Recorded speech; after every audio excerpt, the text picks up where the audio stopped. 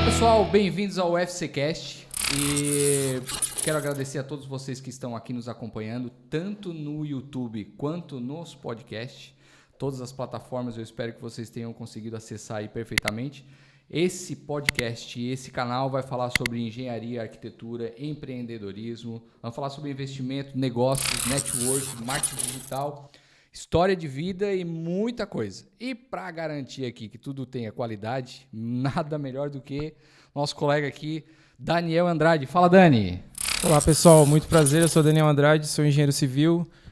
A gente vai começar numa conversa bem tranquila aqui com o nosso podcast. Então, a gente vai falar de vários assuntos à vontade. E eu já queria começar na questão de apresentação do pessoal, né? Então, a gente tem 2 convidados hoje. Vou passar a palavra novamente para o David para ele fazer a apresentação do pessoal. Cara, nós temos hoje aqui 2 pessoas que eu considero bastante, né? Eu quero começar apresentando o João Pedro Felipe Carvalho. Isso é nome de conde, né, cara? Engenheiro civil, formado em 2017 nas faculdades Exucre, né? Sócio na empresa Carvalho e Cardoso Engenheiros Associado. Tem mais de 1.000 metros quadrados de obras regularizadas em todo o estado de Santa Catarina pelo Corpo de Bombeiros, né?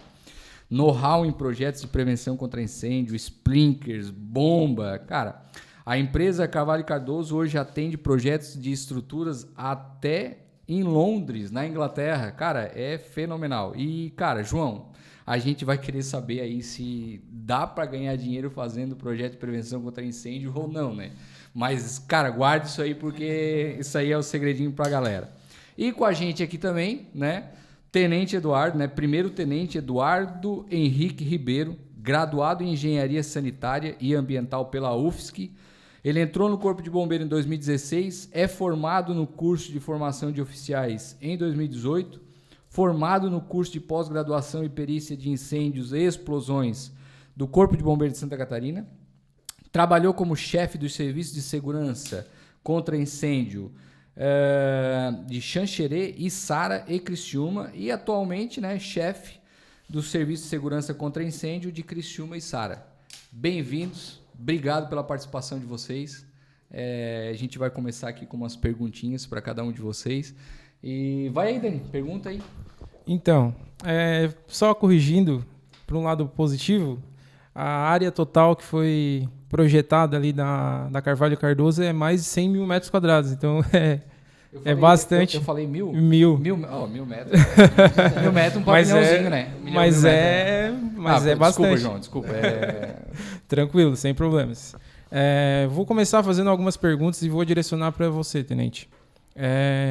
Conta um pouco da sua história, como é que iniciou os seus trabalhos no batalhão, quais foram as dificuldades, quais foram os desafios. Conta um pouco da sua história, se apresenta e conta um pouco da sua história aí, à vontade, tá? Certo, eu sou paulista, natural de Presidente Prudente, São Paulo. Vim para Santa Catarina em 2008, né? Como já dito ali, formado em Engenharia Sanitária e Ambiental pela UFSC. E a minha história no bombeiro começou através de uma colega minha que é bombeira comunitária, era bombeira comunitária na época, e ela trabalhava em Criciúma. Ela falou: Eduardo, você não quer fazer lá o curso do bombeiro, né? E aí, naquela época, eu nem sabia muito o que o bombeiro fazia, além de apagar incêndios, né? Aí eu falei, vamos buscar saber o que o Corpo de Bombeiros faz além disso. E ali foi que eu vi que tem um leque de opções que qualquer pessoa vai achar alguma coisa que goste, que gostaria de fazer dentro do bombeiro. E isso, o que me chamou ali foi justamente essa função que eu faço hoje, né? Então, essa parte da fiscalização de segurança contra incêndio, quando eu vi lá na Constituição Estadual de Santa Catarina que o bombeiro faz isso, eu falei, opa, isso daqui já me interessa bastante, quero ver como é que é trabalhado isso lá dentro. Ô, Tenente, é engraçado porque o pessoal que não conhece, né, acha que bombeiro é só para isso, né? Só para ser chamado na hora que apaga fogo e deu, né? O resto dos dias fico lá brincando lá de fazer ginástica, né? Exatamente. Hoje a gente já tem o inverso, né? Os atendimentos de fiscalização, eles são o maior número de serviços realizados pelo Corpo de Bombeiros. Então, a parte de atendimento emergencial, a gente tem ali a parte de APH, né, que é bem numerosa e tal, mas o serviço de vistorias, de análises, contabilizados todos juntos, são maiores do que os atendimentos de emergência, né? Então, deve ser um reflexo, né? Porque se está tendo menos ocorrência, menos incidente, é porque um outro trabalho está sendo bem eficaz, digamos assim, né? Porque a gente teve vários incidentes aí ao longo da história, né? Mas ultimamente, graças a Deus, essa questão de fiscalização, de prevenção contra incêndio, o próprio nome diz que é uma prevenção, né? Tem ajudado bastante a inibir bastante casos de acidentes, né? com certeza, o Corpo de Bombeiros de Santa Catarina, a gente vê que ele realmente tem um foco muito grande na prevenção. Isso não só na parte de segurança contra incêndio, né? A parte de balneabilidade ali também, a segurança aquática, né? Então a gente teve uma redução do número de afogamentos na orla marítima, que, de tal forma que hoje a gente tem a maior quantidade de afogamentos em água doce, em rio, em açudes, uma piscina, né? Do que nas praias catarinenses, né? Então isso daí também reflete o foco na prevenção. Reflete bem o bom trabalho que a corporação vem fazendo, né? A gente, como civil, só tem a agradecer, né? Eu quero aproveitar que o João Pedro, né? João Pedro Felipe Carvalho, né? Isso mesmo. Ele está aqui com a gente. E, ô João, tu é engenheiro civil, né? Formado em 2017, né? Sim, senhor. E, cara, eu gostaria de saber de ti se esse ramo do PPCI, que a gente chama de PPCI, que é Projeto de Prevenção contra Incêndio, né? Isso já era para ti, já algo que tu já avisava lá na faculdade? Porque quando a gente está na faculdade, né? Eu sou engenheiro civil, todos nós aqui somos formados, né? Então a gente não sabe muito bem o que a gente vai fazer, né? Então até fica aqui uma dica para quem está ouvindo o podcast, porque às vezes você está na faculdade, está preocupado com o TCC, está preocupado com aquela prova, e tu não tens muita noção para onde tu vai, né? Não sabe que caminho. E na engenharia civil, geralmente é projeto complementar, é estrutura, é projeto arquitetônico, e o projeto de prevenção contra incêndio, cara, ele veio a cair muito bem para quem às vezes não sabe para onde se direcionar. E aí eu queria saber de ti, João, tu já pensava nisso, já considerava isso importante, já pensava em trabalhar nessa área? Então, primeiramente, quero agradecer, né, a oportunidade de estar aqui abrindo, né, o primeiro podcast da FCCast. Desde já desejo todo sucesso para vocês. Cara, obrigado. E é uma honra estar com essas feras aqui na mesa, né? Agradeço mesmo de coração. Então, cara, sobre o PPCI, vamos voltar lá para o engenheiro. Primeiro, quando eu estava no meu ensino fundamental, eu nem sabia que existia engenheiro. Tipo, eu queria ser professor de matemática porque eu amava cálculo de paixão. Quando eu cheguei no meu ensino médio, aí eu descobri. A minha irmã disse para mim, João, por que tu não faz arquitetura, que tu gosta de cálculo? Só que eu não sabia que, né, engenheiro fazia muito mais cálculo que arquitetura. Então, por que tu não faz engenharia? Eu disse, não, então faz arquitetura. Então, comecei a estudar o que é arquitetura, o que é engenharia. E da mesma forma que o bombeiro, né, aproveitando o gancho do Tenente Eduardo, tem aquela visão de que o bombeiro é só, né, somente para apagar fogo, né, essa ênfase do apagar fogo, do sinistro. O engenheiro, eu via... Nossa, o engenheiro é um semideus. O cara que calcula as estruturas. Servia para calcular a estrutura. Eu só via isso. Calcula a estrutura. Mas, então, vou calcular tudo. Vou calcular a estrutura. Vou ser engenheiro. Aí fiz o vestibular, passei para engenharia. Eu fui descobrir que existia o PPCI na 7ª fase, se não me engano. 6ª, 7ª fase. Na faculdade, né? Na ementa da faculdade. Mas antes disso, né, eu tive, digamos, a sorte e a oportunidade de estagiar dentro do Corpo de Bombeiros. Então, eu trabalhei 2 anos dentro do SAT. Então, eu não sabia que existia projeto de prevenção contra incêndio, eu não sabia que existia vistoria, não sabia que tinha essa fiscalização, não sabia que tinha esse mundo da engenharia por trás do Corpo de Bombeiros. E aquilo ali me fascinou, assim. No SAT. O que é o SAT, João? O SAT é a Seção de Atividades Técnicas. Que hoje alterou a nomenclatura, né? É Serviço de Segurança contra Incêndio. SSCI. Legal. Ficou um pouquinho mais difícil de falar, né? É mais gostoso falar SAT, mas é o SSCI. Isso, exatamente. Na minha época, quando eu comecei ali, era SAT, Seção de Atividades Técnicas. Onde que tu trabalha? Trabalho na Seção de Atividades Técnicas do Corpo de Bombeiros. Mas o que faz isso, João? Eu trabalho desde a parte de projeto, vistoria, eu faço agendamento de vistoria, eu direciono os projetos, eu acompanho o pessoal, eu agendo as consultas técnicas com os analistas. Nossa, para mim aquilo ali assim, eu sempre me entrego muito nos trabalhos que eu faço, né? Na época que eu estagiava no Corpo de Bombeiros, eu também trabalhava como operador de máquina CNC e projetista. Então, enfim, eu me entregava bastante nos meus trabalhos e eu tava ali igual uma velhinha de dois corações, né? Tu fazia estágio no Corpo de Bombeiro e trabalhava numa outra empresa. E Isso. fazia faculdade. Isso, exatamente. Tu dormia, tu comia, né? Então, quando eu decidi fazer engenharia, tipo assim, eu não tenho aquela ajuda financeira.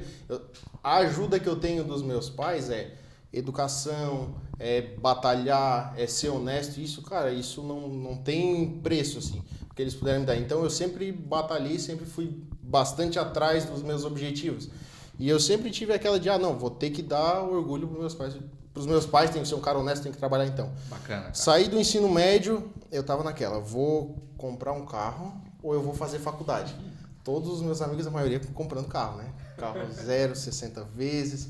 E eu, não, vou pra faculdade. Eu trabalhava na marmoraria, eu tive que voltar um pouquinho. Desculpa eu desviar, se eu estiver desviando muito. Não tem problema, não tem História problema. de vida, vai lá. Tipo assim, eu tive que sair do meu ensino médio e eu fui pra marmoraria, que era onde eu podia trabalhar fichado com 17 anos. Era um local insalubre, né? Que tu recebe insalubridade, então tu ganha um pouquinho mais, tem um salário um pouquinho maior. Era o que me permitia pagar a faculdade, abastecer a minha moto e pagar a minha moto. Era isso. Não, e pagar um lanche no final de semana pra namorada.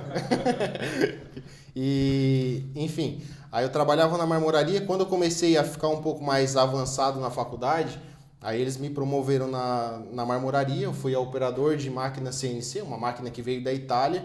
E como tem aquele negócio da entrega no trabalho, quando chegou aquela máquina ali que me deram aquela oportunidade, eu fazia programação, modelagem, projeto, e aquela máquina botava a pedra ali e a máquina cortava tudo, era a coisa mais linda. Aquilo ali pra mim, eu queria ser o engenheiro técnico da Dona Tony, que é a serra ali. Eu quero ser o engenheiro da Dona Tony, eu vou lá pra Itália, vou ser engenheiro lá na Itália, na Dona Tony, porque eu tenho muita paixão pelo trabalho. Aí depois, né, chegou os estágios obrigatórios ali da faculdade, fui pro Corpo de Bombeiros, aí que eu descobri o PPCI. Então, eu conversei com o pessoal da empresa e eu fazia um horário diferenciado ali na empresa. Como a máquina ela era programável, né, eu programava ela para trabalhar um horário maior e possibilitava eu trabalhar das 4h30 da manhã até o meio-dia, e eu pegava no Corpo de Bombeiros do 12h30 às 6h10, que era a hora que eu saía.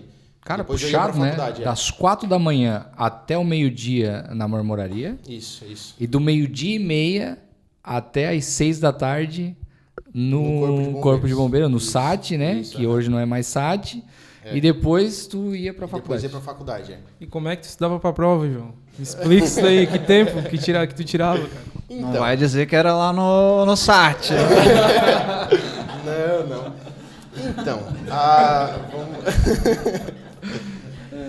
estudar para faculdade. Finais de semana, pro pessoal da engenharia civil ali, nós formamos um grupo ali na faculdade, os Galo Cinza. Nós éramos em 7 amigos ali que a gente se juntou, e onde um tinha fraqueza ali na faculdade, o outro ajudava. E eu sempre tenho aquele negócio da entrega, né? Aí a gente fez logo, fez camiseta, fez moletom. No percurso da faculdade comercializamos camiseta, fizemos caneca, banner. E era Galo Cinza pra cima e pra baixo na faculdade. Era Galo Cinza, e a gente ia fazer grupo, era só a nossa patotinha, digamos assim, né? Tinha com certeza todos os outros parceiros ali da faculdade que começaram da primeira até a última fase com a gente, que a gente acaba criando uma afinidade, né? Porque... os guerreiros juntos ali, guerreiros e guerreiras, né? Juntos ali, que é uma amizade que a gente vai levar pro resto da vida, assim, não só os Galos Cinza, né? O pessoal da engenharia, que se não se ajudasse desde o começo, não finalizaria a faculdade. E aí vocês estudavam nesses finais de semana? Estudava no final de semana. Quando a gente chegou nas fases finais, digamos, da quinta pra frente, até a quinta fase, que eu não trabalhava no Corpo de Bombeiros, eu conseguia estudar na empresa que eu trabalhava. A máquina era programável, aí eu conseguia adiantar os trabalhos, deixava a máquina trabalhando, e cada ciclo da máquina de corte era 1h30, 2 horas. Aí eu ficava do lado da máquina, em um armário que eu fiz, de madeira ali, posicionava os cadernos e caderno e calculador e ficava ali calculando, estudando. E aí foi nessa época, então, que tu, fazendo estágio no Corpo de Bombeiro, que te veio essa vontade, Isso, ou digamos, exatamente. agora eu vou Isso, atuar aí- nessa área. E aí, assim, ó, quando chegavam os engenheiros, que foi aí que eu comecei a ter contato com os engenheiros, né? Engenheiros, arquitetos, todo o pessoal técnico que ia ali tirar dúvidas com o Corpo de Bombeiros. E o analista vinha explicar para eles, ou o analista, ou o comandante, que na época era o Capitão Borges, eles falavam de uma forma, cara, é assim, ó, uma educação, Um respeito, um respeito, uma cordialidade, assim, palavra, eu aprendi a palavra nova todo dia ali. que eu sou meio grosso assim para as palavras e eu aprendi a palavra nova todo dia. Os caras falavam muito bem, assim, com firmeza, conhecimento da norma, conhecimento da causa. E aquilo ali me brilhou o olho, assim, nossa, é isso aí que eu quero fazer. Eu quero ser bombeiro. É isso aí que eu quero. Eu quero ser bombeiro, quero ser analista. Aí que, enfim, comecei a me preparar para isso. Eu disse, não, eu quero ser bombeiro. Aí me preparei fisicamente, estudando, esperando abrir concurso. Aí quando abri um concurso para soldado, eu não tinha concluído a faculdade ainda e faltavam uns 2, 3 anos. Então eu não fiz esse concurso. E o meu foco era estudar para ser oficial do Corpo de Bombeiros. Era o meu sonho de consumo. E depois, nessa época, né? Depois que eu me formei, veio pandemia, prorrogaram o concurso. Aí eu disse, não, eu já estou trabalhando nesse meio, é o que eu gosto, é o que eu amo fazer, projeto de prevenção contra incêndio, estudar, projetar. Eu amo fazer isso, então eu vou focar e estudar cada vez mais nisso. Foi aí que eu conheci enfim, já contei toda a história, né?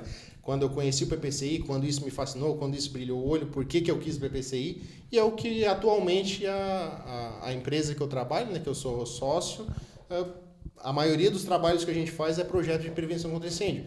E a gente vem logrando êxito aí, conseguindo resolver casos bem complexos. Cara, que bacana, cara. Bacana mesmo, muito legal a tua história, né? Espero que tenha servido aí de incentivo para muita gente que está talvez se formando, né? Ou está pensando em atuar nessa área. Mas eu queria aproveitar e perguntar para o Tenente Eduardo, né? Tenente, na área de prevenção contra incêndio, né? O João falou muito bem ali, que ele teve esse aprendizado ali, mas assim, tem muitas dúvidas que a gente quer. A gente vai ter um público provavelmente que é engenheiro, arquiteto, técnicos, agrimensores, e muita gente que vai querer também saber de histórias.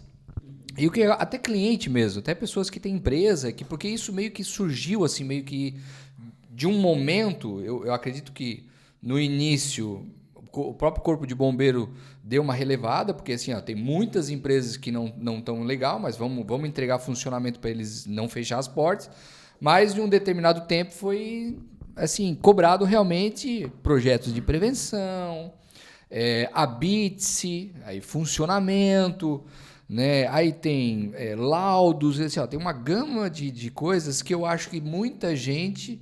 Quem está na faculdade não faz nem ideia. Tem muito cliente que também não faz ideia. Então, o que eu queria, se o senhor conseguir explicar para a gente, o que é um habite, o que é um funcionamento, né?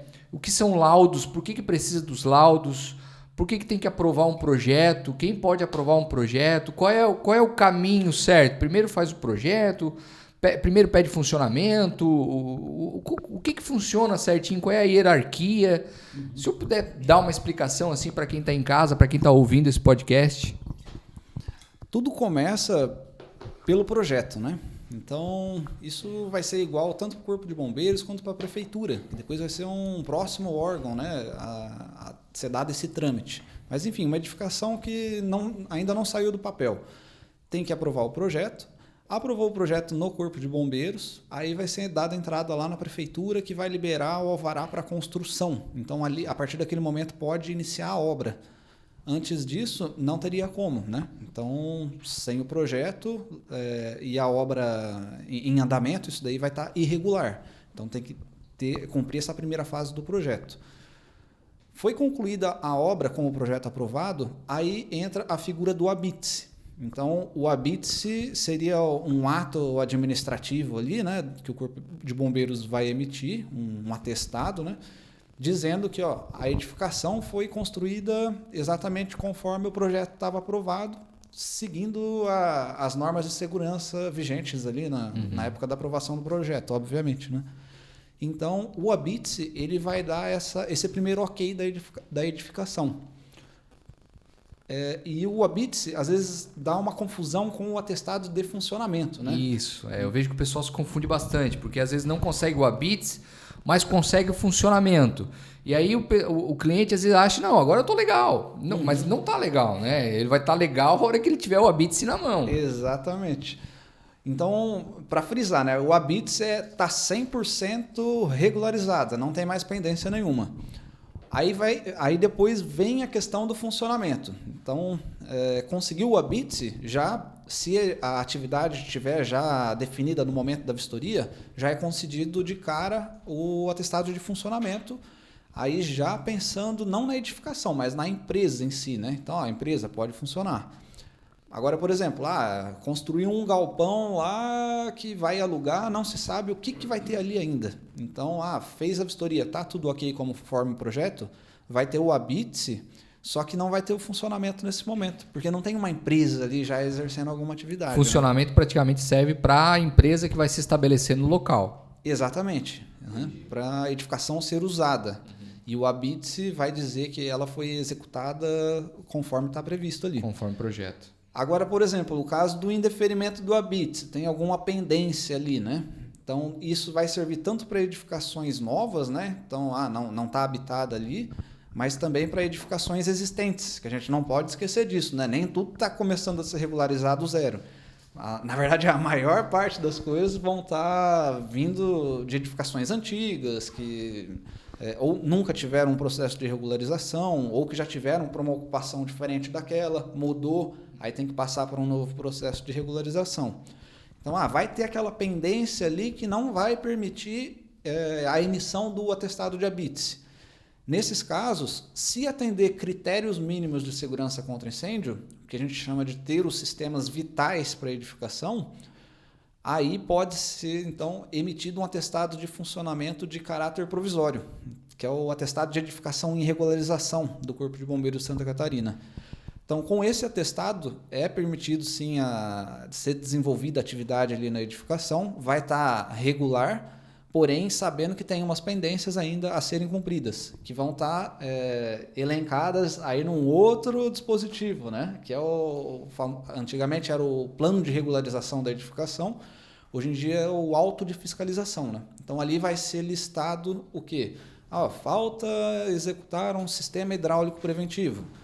E junto com essa exigência, com essa pendência ali, a gente firma um prazo, né, que seja ali condizente também para executar aquilo, né?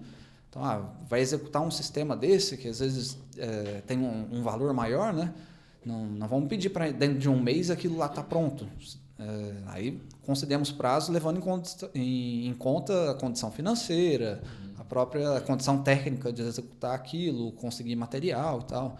Então, tem essa figura do auto de fiscalização.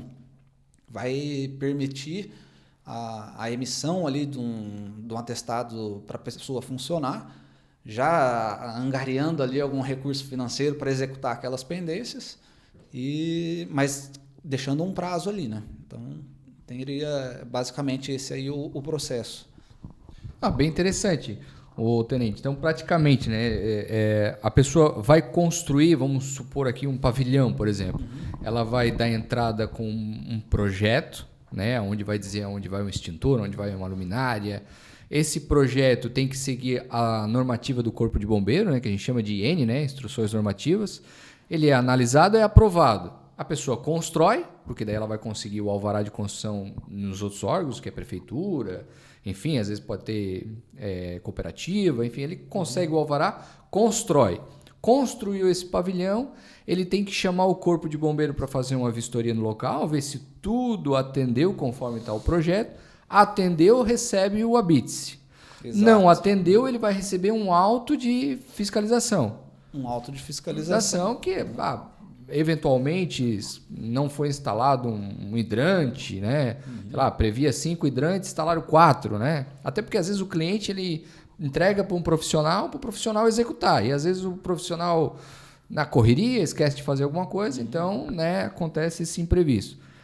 Se ele não tiver 100%, não recebe o ABITS, mas ele, se tiver já uma empresa estabelecida e tiver os critérios mínimos ali de segurança, ele pode receber o funcionamento, mas ainda não tem o ABITS. O ABITS vai ser depois que vier a executar tudo 100%. É isso, né? Exatamente. E deixando, até ilustrando ali, né, o que seriam os critérios mínimos ali para funcionar? Na maior parte dos casos é ter extintores, iluminação de emergência, então aquelas luminárias que às vezes a gente vê na parede por ali, né, e sinalização de abandono de local, as placas indicando as saídas de emergência ali. Tendo esses 3 itens, na maioria dos casos vai ser garantida ali a questão dos sistemas vitais, e vai ser possível emitir o atestado de edificação e regularização. Tenente, se me permite complementar a pergunta do David, existe alguma situação em que não se aplica correto os itens e a multa é de imediato? Se fecha o empreendimento e se aplica uma multa de imediato ou sempre se concede prazo? E talvez em uma edificação lá existente, o cara tem uma empresa e está literalmente tudo errado. Não tem como corrigir em determinado prazo se aplica o auto de infração e a multa é imediata ou ela sempre tem um prazo? Existe alguma situação assim? Porque normalmente as edificações existentes, em maioria se aplica alguma, eu acredito né? Não tenho essa experiência, mas surgiu a dúvida. Tem situações que se corrige, mas eu acredito que tem algumas que não tem como corrigir. Então, é aquela gambiarra lá que o cara construiu faz muito tempo e não se corrige. Existe alguma situação que se aplica a multa de imediato? Referente a sistemas em si, a falta deles, não. Isso dali, sempre que houver uma falta de alguma coisa, primeiro a pessoa vai ser notificada, vai ser dado prazo, explicado o que precisa, todo o processo, né? Não é feita uma multa de imediato. Uma multa de imediato, ela tem sim alguns casos, mas que geralmente eles vão estar atrelados à má fé do proprietário, do responsável técnico, né? Então, por exemplo, tentar burlar a fiscalização. A gente tem uma multa prevista para esse tipo de ação. O que poderia enquadrar isso? Por exemplo, durante a vistoria, a pessoa tinha um extintor no andar, aí fala pro bombeiro, vai vistoriar os outros locais ali e sai correndo com aquele extintor pela edificação, colocando nos pontos onde está previsto o extintor. Então, isso seria um exemplo de burlar a fiscalização, né? Então, nesse caso, poderia ser aplicado sim a multa de imediato, né? Ou, no caso, complementando, colocaria os sistemas, bombeiro vistoriou, ok. Bombeiro virou as costas, tira os sistemas, devolve para uma outra edificação que ele tem, ou pegou emprestado, alguma coisa do gênero. Seria também uma maneira aí de estar, na verdade, se burlando, né? Porque exatamente, o que é colocado ali é para segurança dele e da edificação dele. Claro que a gente nunca quer que ocorra, né? Mas vai que ocorre um sinistro e ele não tem o sistema de segurança para agir, né? Aí, então ele está pecando contra ele mesmo. Perfeito, acho que ficou bem claro. Esclareceu toda a situação de análise e todas as áreas ali que a gente tem dúvida, né?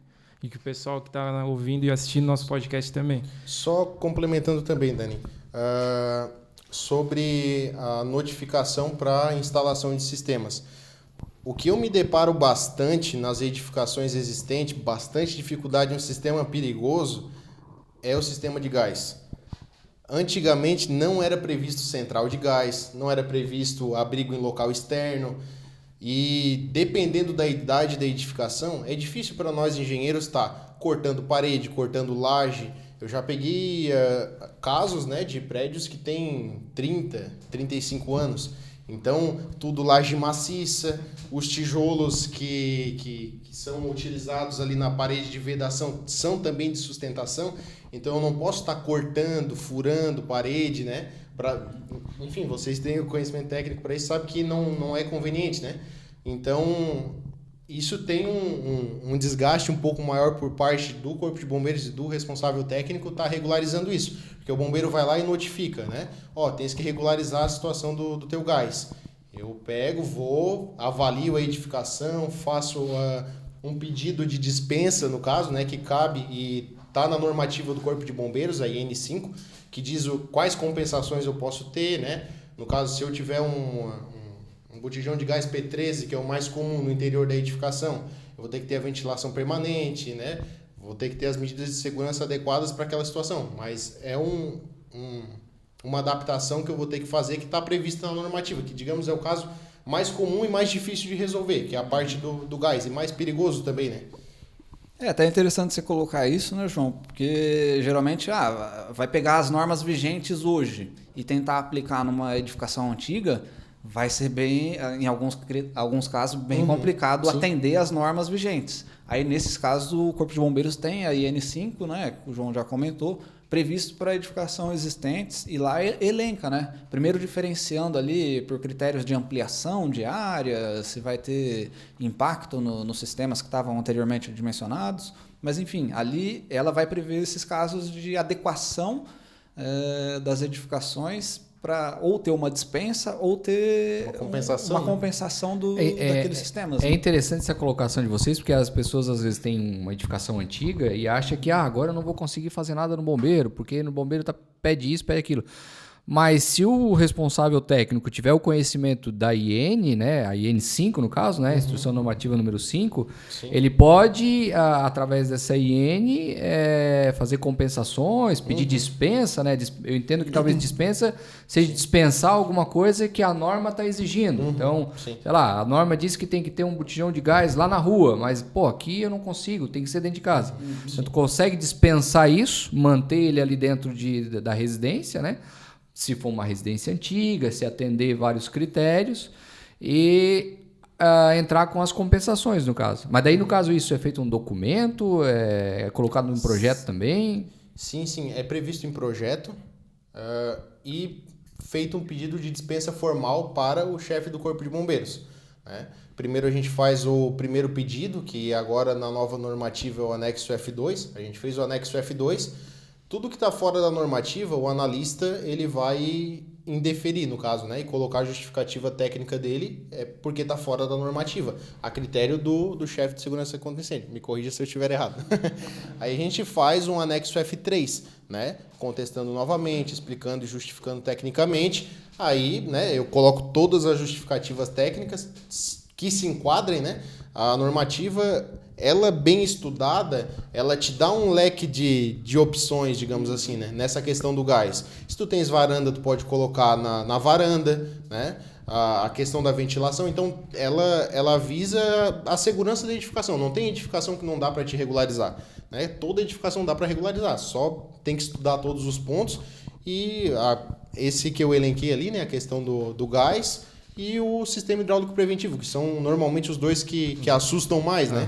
Que é a questão do gás, vou ter que fazer central de gás, tubulação, cortar parede, o SHP, no caso, né? O sistema hidráulico preventivo. Vou ter que fazer um reservatório elevado, vou precisar de uma caixa d'água muito grande, vou ter um custo elevado. Não, de repente, a tua estrutura não suporta isso. Se tiveres espaço físico, se a tua estrutura suportar, né? Se tem vários poréns que a própria normativa já te dá isso. A norma já te dá um caminho. A norma já te dá um caminho e lá vai dizer, se tu não atende isso, aquilo outro, né? Já te dá todas as diretrizes ali para te enquadrar a tua edificação da maneira correta e te mencionar ela da melhor maneira possível, né? Então, por isso que eu digo, toda edificação dá para regularizar, só tem que ser bem estudado caso a caso para não colocar o usuário em risco, né? E também não ter, digamos, fazer uma análise bem feita para não colocar o usuário em risco e nem, alegar uma coisa que não dá para fazer e dá para fazer. Ô João, quando tu faz o pedido de dispensa, primeiro tu faz o pedido de dispensa pro analista. Isso, pro analista. O analista, por algum motivo lá, diz, eu não vou dispensar isso aqui, o João pode fazer de outro jeito. Aí tu pode fazer um pedido de dispensa para o chefe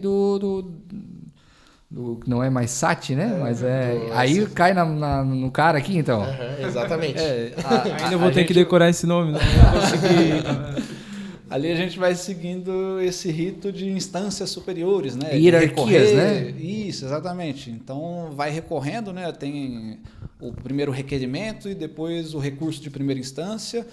Se os dois forem deferidos, ainda cabe mais um segundo recurso que vai para o Conselho de Segurança contra Incêndio, que tem nos batalhões, né? Então, o nosso conselho vai estar ali em Criciúma hoje, e é uma decisão colegiada, né? A gente tem ali uns integrantes que elaboram um parecer ali, né? Uma decisão técnica sobre o caso, encaminham para a nossa diretoria de segurança contra incêndio lá em Florianópolis, e lá eles vão dar um aval, ou então, não, está errado isso daí, vocês não levaram em consideração esse item aqui, refaçam a decisão, devolve para a gente. Mas, tenente, é vocês que encaminham para esse setor ou é o responsável técnico que pede, digamos assim, digamos que o senhor indeferiu, por exemplo, não, eu não vou dispensar isso aqui, João, né? João, não vou dispensar isso aqui. É o senhor que encaminha para o superior ou é o responsável técnico que vai lá e diz assim, não, tenente, eu quero que o seu superior analise? O responsável técnico, ele tem que estar motivando, né? Mas ele vai estar sempre motivando ali no local que é responsável pela jurisdição da edificação. Então, por exemplo, se o João deu entrada no projeto em Içara, ele vai estar sempre pegando as respostas e dando a entrada com novos requerimentos ali na OBM de Içara. Internamente, o Corpo de Bombeiros vai dar os 2 primeiros pareceres ali em Içara, mas depois, no recurso de segunda instância, João, vou pegar o seu recurso, vou encaminhar para o CONSI, Conselho de Segurança contra Incêndio, que está lá em Criciúma. E o Conselho de Segurança contra Incêndio remete a decisão dele lá para Florianópolis, Florianópolis devolve para o CONSI, CONSI devolve para a Içara, que vai informar o responsável técnico. Já tivesse algum caso assim, João? Já. já tive alguns casos assim, na verdade. Que são coisas que são situações bem atípicas, né? Ano passado eu tive que fazer um projeto de um depósito de pólvora, por exemplo. É uma situação bem atípica que a gente não vê todo dia.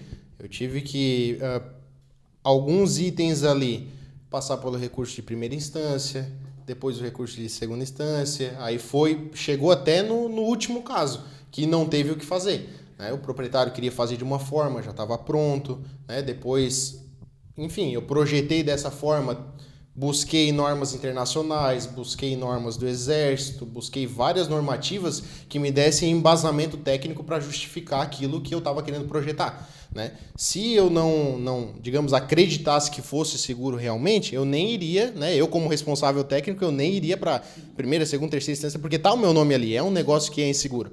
Mas, enfim, a gente vai até os finalmente quando a gente tem uma fundamentação técnica para defender aquilo, né? Então, foi feita toda uma compensação, foi feito esse pedido bem embasado para mandar para a diretoria, né? Aí veio reprovado e tivemos que fazer de uma outra forma. Então, tudo isso em conversa com o analista, o comandante, conselho, porque é uma situação bem delicada e bem perigosa, né? Então... Tenente, e para vocês, assim, isso eu queria até levar para o pessoal. A gente sabe que a gente tem pessoas, em todos os locais tem um cliente, tem um responsável técnico, tem um analista, e são seres humanos, é normal.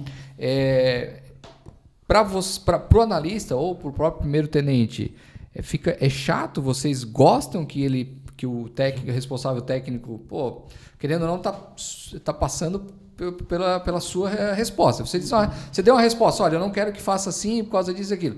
Aí o responsável mas eu não quero ouvir a sua, eu quero ouvir a do seu chefe. Vocês, o que vocês pensam?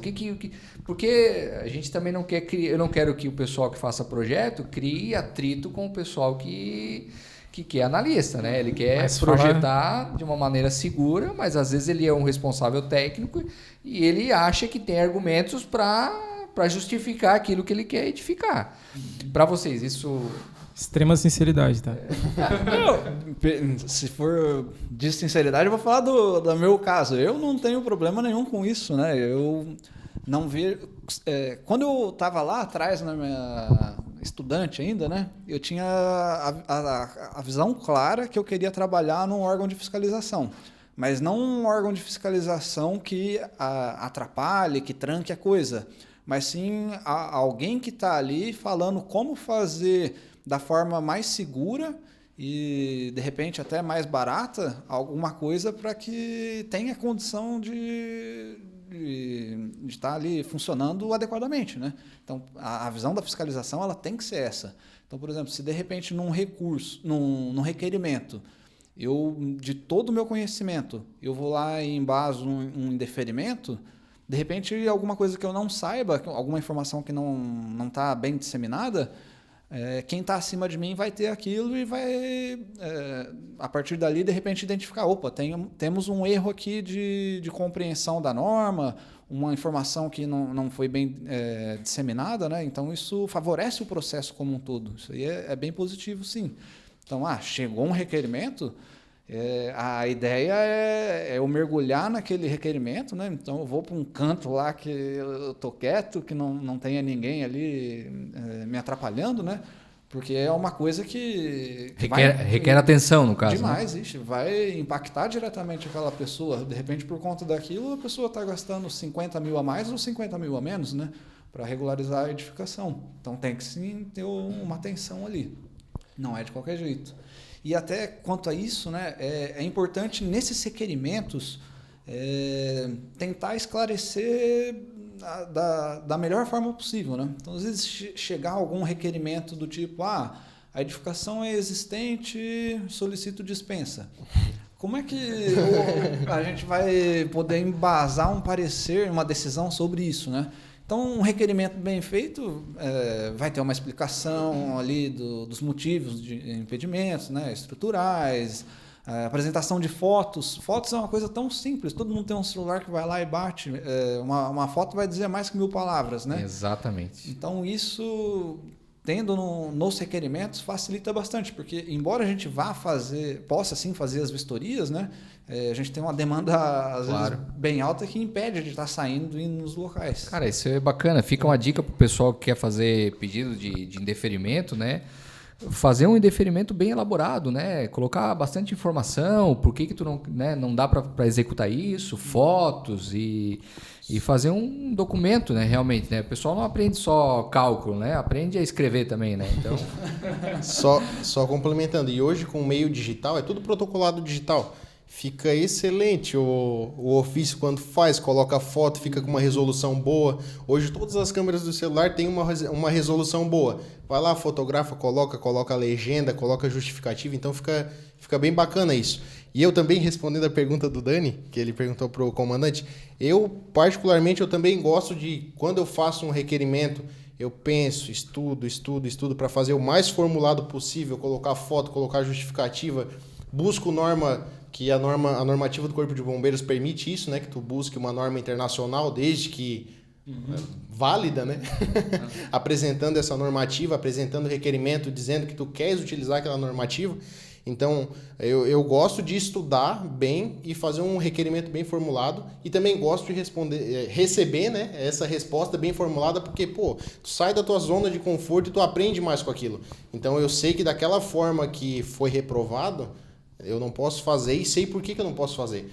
E sei quando o proprietário vai me perguntar, João, por que tu não pediu? Não, eu pedi, justifiquei dessa forma, mas não pode por causa daquilo. Que era uma coisa que eu não sabia e eu aprendi com ele. Então, quando vier me perguntar novamente, eu já sei, porque ele já me respondeu tecnicamente, eu sei onde buscar, sei onde está na normativa, eu vou lá e leio depois de novo. Por exemplo, o Tenente Eduardo responde para mim, João, de acordo com o artigo tal, esse é o meu parecer. Eu vou em artigo por artigo, olho, vejo a minha interpretação do artigo, e isso, querendo ou não, expande um pouco o teu conhecimento nessa área, né? E eu sempre vou buscando dessa forma, né? Tanto o analista... Enxergo dessa forma, né? Sim.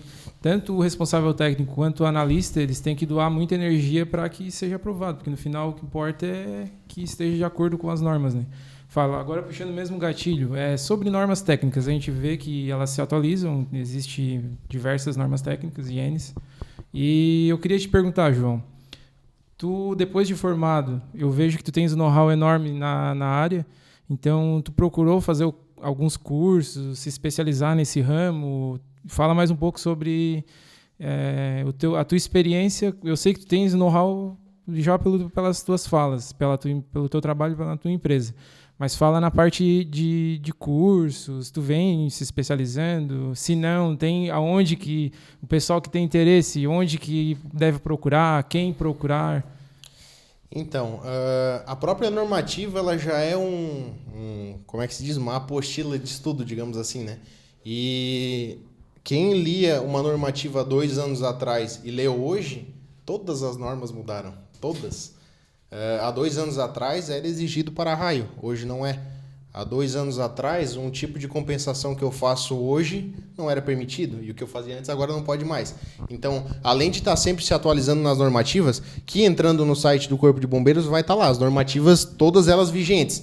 E quem se familiariza ali com aquela interface, né, consegue ver que tem o número da normativa e às vezes do lado tem nota técnica, que é alguma coisinha que foi adicionada a mais naquela normativa. Então aquilo ali é um estudo constante que tu tem que fazer diariamente. Viu que tem uma diferencinha ali da nota técnica a mais? Vai lá, abre, lê, porque tem alguma coisa ali que às vezes tu estás fazendo algum projeto que tu consegue linkar. Opa, eu não lembro exatamente, também não sou a máquina ali para lembrar, artigo tal, diz. Não, eu lembro que a norma diz isso. Aí eu vou e pesquiso. Não, eu sei que a norma diz aquilo, então eu vou procurar onde que eu li isso, porque eu sei que eu li, né? E eu sempre, quando eu estou estudando a normativa, eu sempre tento linkar com as edificações que eu já projetei. Tipo, essa edificação, se a normativa tivesse já nesse ano, digamos assim, né, eu conseguiria fazer aquilo. Então, isso me permite com que eu consiga memorizar mais as normativas, né? E fora da normativa do Corpo de Bombeiros, eu fiz um curso de especialização em dimensionamento de hidrantes, especialização em dimensionamento de sprinklers, né, os chuveiros automáticos, com um bombeiro de São Paulo, o Major Emerson Baranowski. Ele é engenheiro civil e é major do Corpo de Bombeiros de Curitiba. Cara espetacular, tem um conhecimento enorme, então eu fiz esses cursos extras com ele, né? E sempre buscando, né, mais conhecimento para o PPCI. Eu comecei a cursar eletrotécnica também por causa do PPCI, né? Todos os cursos que eu venho fazendo posterior à graduação é visando melhorar, refinar mais o meu projeto de prevenção contra incêndio. E às vezes, João, por que aquela luminária tem que estar ali? Por que a gente não consegue... isso eu estou, né, olhando lá na frente. Por que a gente não consegue aumentar aquela luminosidade daquela luminária? Não, eu sei abrir até o negócio ali e saber os componentes da luminária de emergência. De tão aprofundado que eu quero estar nesse meio, digamos assim, né? E até para conseguir avaliar, né, nos meus próprios projetos. Hoje eu utilizo bastante blocos autônomos, né, aqueles de LED no PPCI. Eu tendo conhecimento em elétrica, eu consigo avaliar melhor se não é, para algum caso, melhor e mais cabível utilizar uma central de baterias, né? Hoje eu não consigo mensurar a questão de custos, quanto que isso vai impactar para o proprietário, tempo de retorno do investimento dele, porque uma central de baterias hoje, para o sistema de iluminação de emergência, que é um sistema mais simples, é um investimento um pouco mais alto. Só que eu queria ter, né, já esse conhecimento para dizer, olha, tu vai investir esse valor, mas daqui X anos tu já vai ter que pago isso, e isso vai estar te retornando um valor. Isso para o sistema de prevenção contra incêndio. Isso, enfim, eu citei um sistema mais simples, né? Fora as bombas de incêndio, que são extremamente caras, né? Que tem um investimento um pouco maior, que é para as edificações maiores. Os motores de sprinkler são gigantes. Volume de água é gigante também. Então, tendo esse conhecimento a mais nesses sistemas, querendo ou não, eu vejo que é um diferencial para as empresas, né? Porque de um projeto para o outro, varia muito, onera muito o cliente quando ele vai executar. Se ele pega um projeto meu nessa área, né? Meu ou de alguém que aprendeu a dimensionar o sistema da maneira correta, ele vai ver que é diferente de alguém que não aprendeu a dimensionar da maneira correta, né? Classificar a edificação, risco de fogo, né? A leve, médio, alto, elevado, risco especial, quando que tu vai utilizar um sprinkler, quando que tu não vai usar. Então, todos esses cursos a mais que eu fiz, me ajudaram nessa área, né? E foi esses cursos que eu fiz por enquanto. Pretendo fazer mais, né? Ô João, então tu disse que teu foco, no caso, na aquisição de mais conhecimento, é justamente para te ter um projeto mais enxuto, digamos assim, para, digamos, o cliente não onerar tanto, né? Exatamente. Pode ser eu vejo que, pelo que tu estás passando, é um diferencial teu na tua empresa, né? Que o cliente ele pode ter segurança que aquele projeto, se ele fosse contratar por um outro profissional que não tem todo o conhecimento que tu tem, não que outro não possa ter, mas Sim. se aquele não tem todo esse know-how, ele pode até pagar barato naquele projeto, mas na hora de executar... Né? E a execução é que é cara, né? O projeto, no final, se a gente for mensurar, ele não é nada comparado à execução, né? Porque eu vejo aí projetos de grandes supermercados, aí, grandes empresas aí que às vezes paga 20, 30 mil para fazer um projeto, mas para executar vai 150, 200, 300 mil reais para executar. Eu acho que é esse o teu foco no caso. Sim. Só que a magnitude é um pouco maior até do que você falou. Por exemplo, uma edificação de 14 mil metros quadrados, que vai todos os sistemas, hidrante por bombeamento, sprinkler por bombeamento, caixa d'água de 500, 600 mil litros, é tudo coisa assim, bem robusta, tubulação robusta. O investimento é em torno de 3 milhões. Então, o projeto ali é o menor dos... Bacana. O projeto nem arranca. Assim, Dani, eu acho que nós estamos chegando aí mais ou menos onde a gente queria... né? O projeto ali nem... O projeto sai de brinde, digamos assim, se eles forem colocar na ponta do lápis, né? Esse investimento que eles fazem nas edificações. E hoje, né, graças a Deus, a gente vem logrando êxito, vem fidelizando mais clientes, pegando clientes maiores, né? A gente começou fazendo projetos pequenos. Não. O primeiro projeto que eu fiz foi o do quartel do Corpo de Bombeiros de Sara, então não foi tão pequeno. Um projeto de 1.000 metros quadrados. Parabéns. Aí, depois desse projeto, que eu aprendi, né, a dimensionar ponto por ponto ali, junto com o meu professor Pizetti, que era o analista na época, um cara super calmo, eu cabeça dura tentando aprender aqueles cálculos ali, mas na época os analistas também conferiam o cálculo, ponto por ponto, vírgula por vírgula. Hoje já não é cobrado o dimensionamento, só que não é conferido o dimensionamento. E eu tive a sorte de, na época que eu estava ajudando no setor de análise de projeto, ali como estagiário do Pizetti, a gente conferia os cálculos. Então isso... Hoje eu sei calcular na mão ali os projetos, porque naquela época era conferido os cálculos na mão, tu tinha que ter esse conhecimento. Então, quando o analista sentava assim, João, agora eu vou conferir um sistema hidráulico. Ele pegava, sentava, pegava a apostila dele e conferia o cálculo do cara. Microfone. Ah, tá. Conferia o cálculo, ponto por ponto, né? Conferia tudo. Se o cálculo estava errado, ele apontava pro engenheiro. Aqui tu usou esse coeficiente, era para ter usado o outro. Cara, aquilo ali para mim era fantástico, assim, era demais. Eu olhava aquilo ali, nossa, que ótimo. E assim, Pizetti, tu confere aqui o cálculo e depois eu ia lá e olhava, né? Eu olhava os cálculos para ver, porque aquilo ali era fascinante para mim. É ainda, né? Eu gosto muito de fazer. João, bacana é ver que eu percebo que na tua experiência tu foi se especializando conforme a necessidade. Isso aí que é o legal. Então, por isso é o resultado do teu know-how nesse ramo, né? Sim. Tá praticando, né? E tá praticando, porque... Tá vivenciando. É isso. Por exemplo, quando a gente começou, nós não tínhamos projetos grandes para fazer um sistema de sprinkler, que hoje eu acho demais o sistema de sprinkler. Mas se eu fosse fazer um curso naquela época, se a gente não pratica, cai no esquecimento e quando a gente vai fazer, tem que pegar e estudar tudo de novo. Né? Tem que estar praticando e tá. Por isso eu busco estar sempre me especializando cada vez mais. Tipo, agora eu quero fazer um curso avançado de sprinkler para fazer com a tubulação seca. Hoje eu utilizo com a tubulação molhada, eu quero fazer com a tubulação seca. Então, e tem outros tipos de sistemas, né? Que, enfim, é um leque gigante. Se a gente a gente consegue ficar 5 horas aqui só falando dos tipos de sistema de sprinkler. Nós vamos ter que marcar um outro podcast. Eu também acho, a parte 2 depois. Até me deixou preocupado, é que eles começaram a olhar aqui, daqui a pouco eles vão aplicar... até a minha pergunta sobre a multa vai se aplicar aqui, eu acho. Daqui a pouco estão olhando. Mas aqui é edificação residencial. Não, tem prazo. Mas aproveitando uma fala do João ali, né? Hoje a nossa norma, ela, digamos, detalhou um pouco mais as coisas. Confesso que ficou, de certa forma, numa primeira leitura, um pouco mais complexa, né?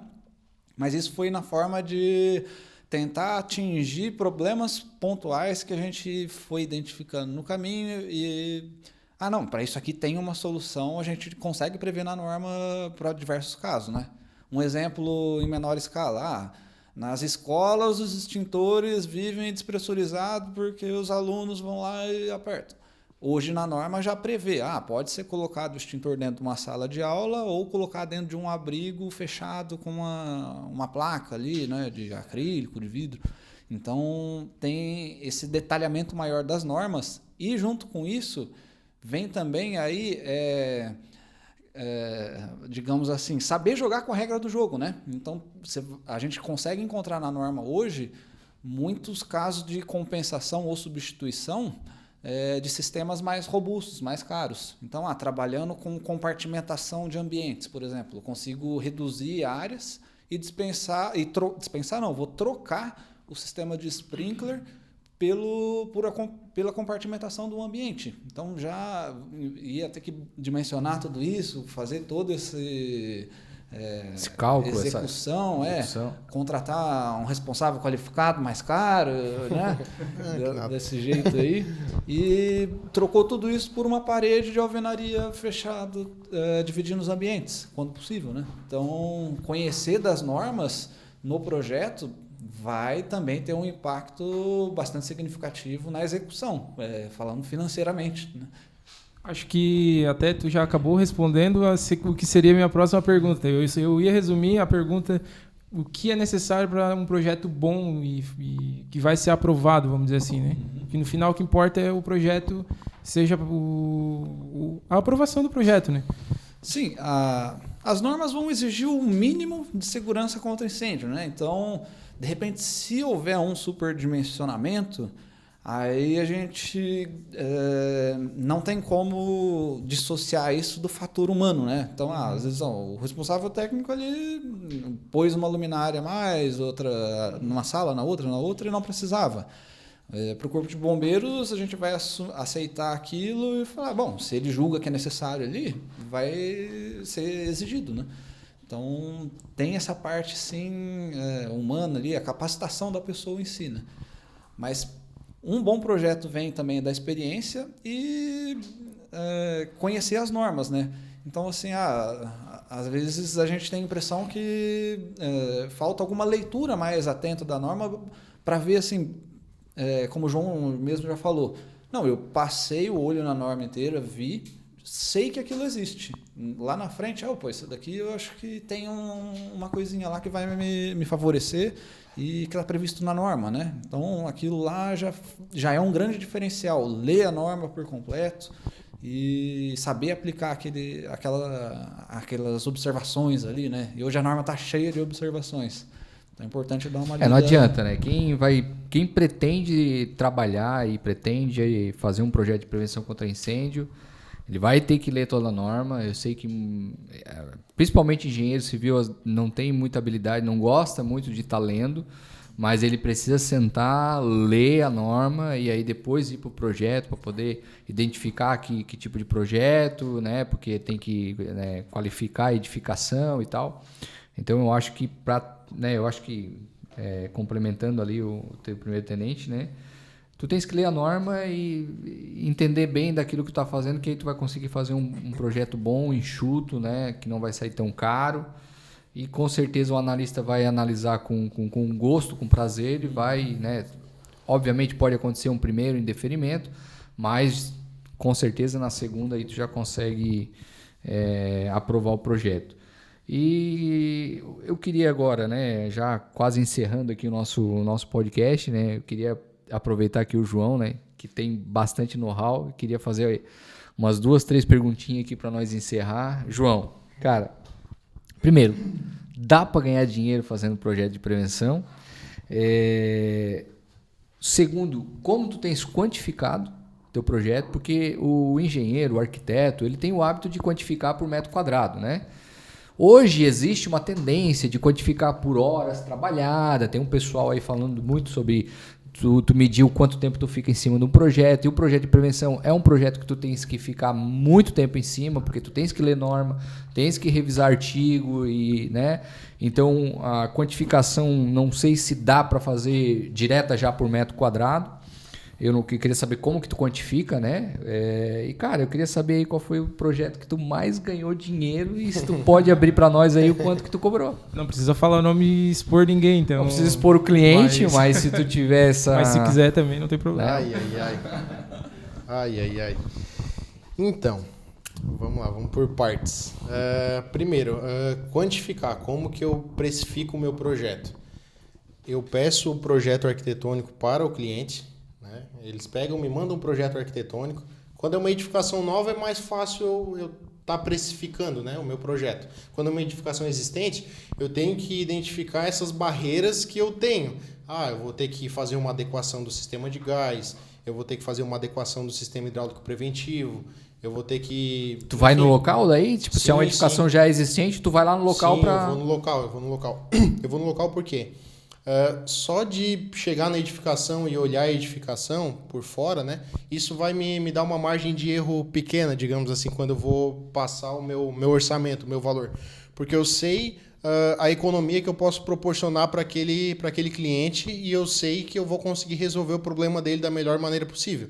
Então eu verifico se ele tem espaço no terreno dele, avalio a estrutura da edificação, né? Aí, como eu não tenho uma vasta experiência na área de edificações mais antigas, tem o nosso sócio, o seu José Dionísio Cardoso, que ele é engenheiro, foi o primeiro engenheiro içarense, ele é engenheiro há 40 anos, né? Então, experiência com edificações mais antigas ele tem para dar e vender. Então, ele é o meu braço direito para essas situações. A gente vai, avalia a estrutura da edificação, avalia se tem espaço no terreno, para verificar o que eu vou precisar de fazer adequação e mensurar o meu trabalho. Com isso, eu consigo passar para o cliente o valor que eu vou cobrar para estar fazendo um projeto. Claro que eu tenho um valor base ali por metro quadrado, só que aí, de acordo com essas dificuldades e essas barreiras que eu vou ter para aprovar o projeto no Corpo de Bombeiros, varia bastante o meu valor, né? Então, e se é uma edificação nova, cliente novo, está lá com projeto arquitetônico? Se é uma edificação nova, por exemplo, eu estou projetando, né? Estamos projetando ali no escritório a rede de supermercados do Atacadão, né? Inaugurou uma aqui em Sara, eles inauguraram uma em São José há 2 semanas atrás. Agora, já respondendo a segunda e a terceira pergunta, né? Agora estamos fazendo os projetos para Biguaçu, Porto Belo, né? Joinville, 2 em Porto Belo, 1 em Joinville e Biguaçu, e inaugurou em São José agora. Toda a rede deles somos nós ali no escritório que estamos projetando, né? É uma edificação que tem sistemas bem robustos. Nós conseguiríamos isentar de alguma coisa, né, de sistema, por conta das normativas do Corpo de Bombeiros de Santa Catarina, só que essa edificação em específico, né, até citei ali em relação ao nome da edificação, porque eles têm um seguro, e esse seguro é francês. Então, esse seguro exige mais coisas do que a normativa do Corpo de Bombeiros. Então, além de eu atender a normativa do Corpo de Bombeiros, eu tenho que atender essa normativa desse seguro francês, né? E, enfim, por isso que o meu valor para estar cobrando dessa edificação é um pouco maior, porque a exigência é maior, vai me levar mais tempo para fazer e eu não vou ter que estudar apenas a normativa do Corpo de Bombeiros, vou ter que estudar também essa normativa francesa, mais a cartilha ali da própria empresa, que exige o que precisa ter de sistema de prevenção contra incêndio, né? E o que eu não posso fazer no meu projeto que vai interferir, por exemplo, nas empilhadeiras. Um exemplo simples para isso, né?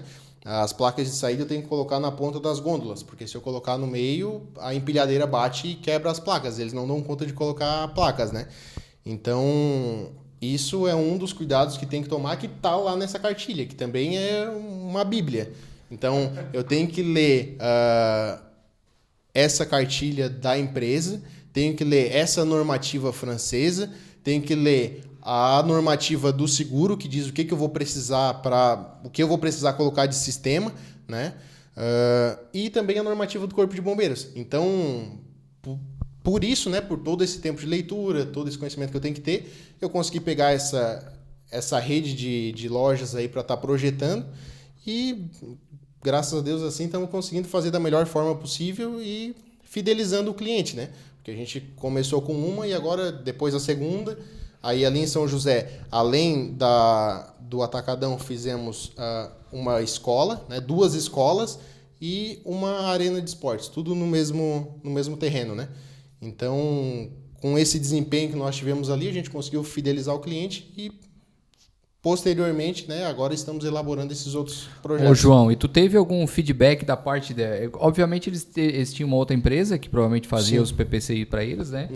E mesmo atendendo todas essas normativas, né, requisitos franceses, normativa, mesmo assim, tu conseguiu, não sei se tu teve um feedback da parte da empresa, né, que é uma empresa contratada pelo Atacadão para fazer as redes de supermercados, né?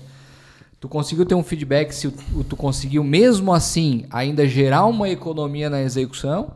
Ou, digamos assim, ficou elas por elas, eles te contrataram porque, gostei do João, vou contratar o João, ou não? Contrataram porque não, o João mesmo assim... Não, o João pode ser conversador, pode ser um cara de gente boa, mas tem que ser muito profissional nisso, né? Eu tenho que mostrar resultado e mostrando o resultado que eles vão estar me contratando. É mostrando o resultado que eu vou estar fidelizando eles, é mostrando o meu conhecimento técnico que eu vou estar, né? Enfim, conseguindo esses clientes em potencial que, enfim, a gente conseguiu fidelizar e conseguiu, né? É porque uma obra desse porte, qualquer 1%, 2%, né, 5% na execução, já dá um... Sim. Já dá um diferencial, né? O que eles comentaram, João, estás cobrando o triplo do que o outro engenheiro cobrou. Aí eu falei para eles, olha, só que a economia que eu estou dando para vocês e o suporte que eu estou dando para vocês é diferente do suporte que o outro engenheiro estava, o outro profissional, né? Eu não conheço o trabalho dele, eu não posso estar falando, só que o trabalho que a gente presta e o comprometimento que a gente tem com prazos, né? Enfim, eu penso que o nosso serviço no escritório é muito bom. Muito bom. A gente tem toda uma organização que eu aprendi desde da época que eu trabalhava no Corpo de Bombeiros. Hoje é tudo automatizado, né, no Corpo de Bombeiros. Mas antes era uma planilha de Excel que eu alimentava ali no Corpo de Bombeiros. A gente colocava o número da edificação, o protocolo, o nome do proprietário, botava a área da edificação, se estava indeferida, aprovada. E era uma planilha de Excel que nós alimentávamos. Não era automatizado como é hoje. Então, essa planilha eu achava, assim, excelente. Eu não tinha tanto contato com o Excel, assim, quando eu vi essa planilha deles ali do SAT. Eu disse, não, essa planilha é show. Para organizar ficou perfeito, que aí a gente tinha as pastinhas ali, era a coisa mais linda. Eu botava os números tudo certinho. Aí eu olhava os números que estavam ali dos projetos indeferidos, olhava na planilha. Trouxesse isso para o teu escritório também. Aí eu trouxe isso para o meu escritório. Assim como muito conhecimento que eu adquiri ali com eles, né? Até na parte de postura profissional, de respeito. Até de vez em quando eu estou conversando com alguém, até... Daniel, senhor... É senhor, não é questão de idade. Tem uns que, senhor... Não, é questão de respeito. Tem uma hierarquia. Tem isso no batalhão, né? O tenente Eduardo é só senhor, Exatamente. Quando é do mais moderno para o mais antigo, né? Que a gente brinca ali, é só na base do senhor, da senhora. Pô, que legal. E pra gente é natural, né? Então, às vezes, eu tô chamando alguém de senhor que de idade é mais novo que eu, só que ele tá numa graduação acima, né? Num posto acima. Então, pra gente é natural, depois acostuma. Aí, legal. Como eu trabalhava ali no Corpo de Bombeiros, eu era estagiário ali, todo mundo eu chamava de senhor. Todo mundo eu chamava de senhor. Todo mundo, o pessoal, os bombeiros comunitários, bombeiros civil, os soldados, sargento.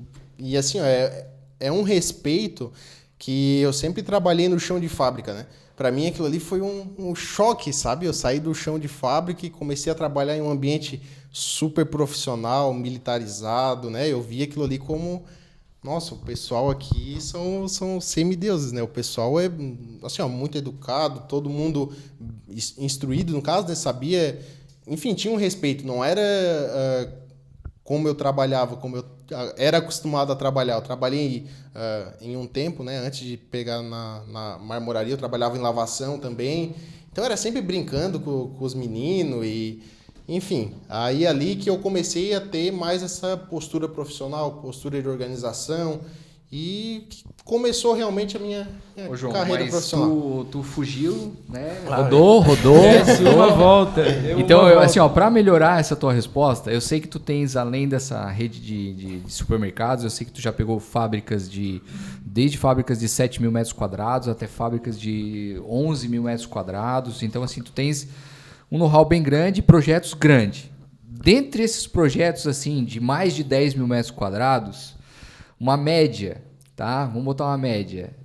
Quanto que tu já conseguiu cobrar? Ou se não dá uma média, assim, ó, a minha média varia mais ou menos em valor X. Isso aí já vai responder se dá para ganhar dinheiro. E esclarecendo o pessoal também que o valor nunca vem à vista, né? O próprio projeto tem um tempo para ser aprovado, e aí depois tem uma vistoria do ABITS, então eu acredito que o preço também está relacionado a tudo isso, né? Tu não entrega o projeto e vai embora, tu entrega o projeto e ainda dá uma assistência ao cliente, fica até a aprovação do projeto, mas depois até entrega o ABITS, né? Então, eu sei que isso aí tem um prazo longo, se tu quiser até passar um pouco desse prazo. David, e ele já registrou também que é o triplo, né? Então...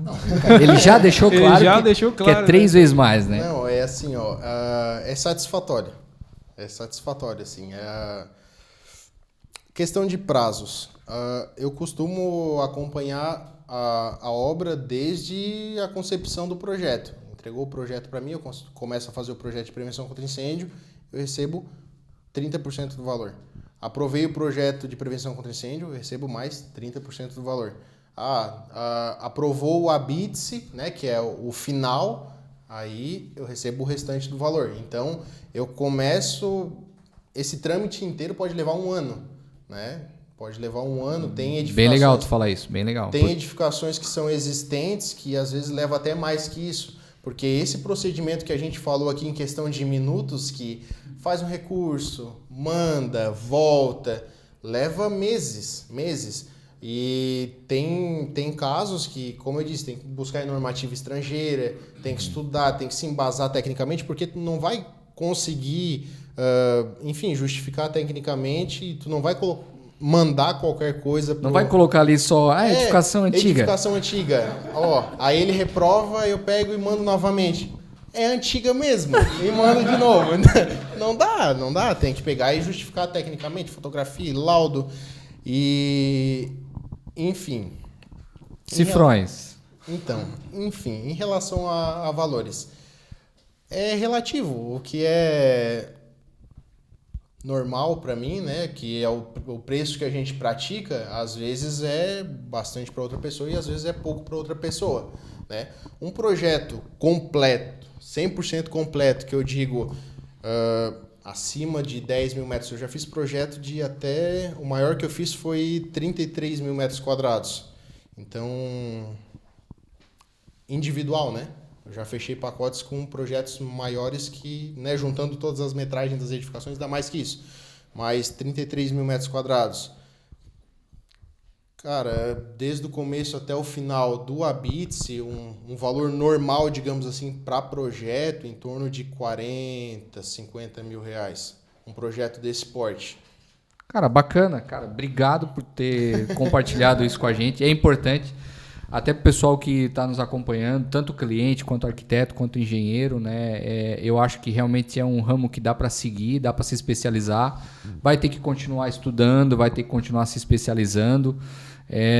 Mas eu acho que dá para atuar, o pessoal dá para aprender bastante coisa e chegar, né, quem sabe, aí, depois de um bom tempo, a um nível como o João Pedro. Né? Não, a gente ainda tem um longo caminho a percorrer, né? Eu digo que talvez alguém de vocês já tenha escutado essa expressão, né? Que quanto mais, ainda mais vocês que lêem todos esses livros, né? Isso aqui é decoração, tá, João? Não quer dizer que foi lido. Não, David já leu todos eles ali umas 3, 4 vezes. Quanto mais tu aprende, quanto mais tu expande o teu conhecimento, mais tu sabe as áreas que tu tens que, né, mais sabe que tu tens que aprender. Eu não sei exatamente como que é a frase, mas conforme tu aumenta a tua... Enfim, o teu conhecimento, tu sabe o quão ignorante tu és, né? Exato. Porque tu tens que saber cada vez mais. Puxando para o sistema preventivo contra incêndio. Sistema de sprinkler. Para mim, antes era o sistema de sprinkler. Agora, estudando o sistema de sprinkler, eu sei que para a área de armazenamento já é diferente. Eu sei que tem o sprinkler de longo alcance, eu sei que tem uma altura máxima, eu sei que tem a tubulação seca, eu sei que tem a tubulação molhada, eu sei que tem a ampola de vidro daquela ali que é anticongelamento. Então eu sei que aquele de filme que o pessoal pega e bota o fogo lá e aciona todos eles, aquele lá aqui não é tão comum, né? Que é o sistema dilúvio, aqui não é tão usual, aqui é utilizado mais a ampola de vidro. Eu sei também que cada ampola daquela ali é uma temperatura diferente. Então, coisas que antes eu via sistema de sprinkler do modo geral. É aquele chuveirinho ali e é o sistema de sprinkler. Agora eu sei que tem uma gama de... Tem gente que trabalha só com sistema de sprinkler. Então, caras assim do... Enfim, quanto mais tu vai buscando conhecimento, exatamente, tu vai se aprofundando e tu vai vendo, né, o oceano de informação que tu tens ainda para navegar, né? E assim, mudou bastante a cultura do pessoal aqui no Brasil, em Santa Catarina mais específico, né? E essa cultura de prevenção contra incêndio, ela ainda tá ótima aqui, mas a gente ainda tem que melhorar muito, né? Até pode complementar se quiseres.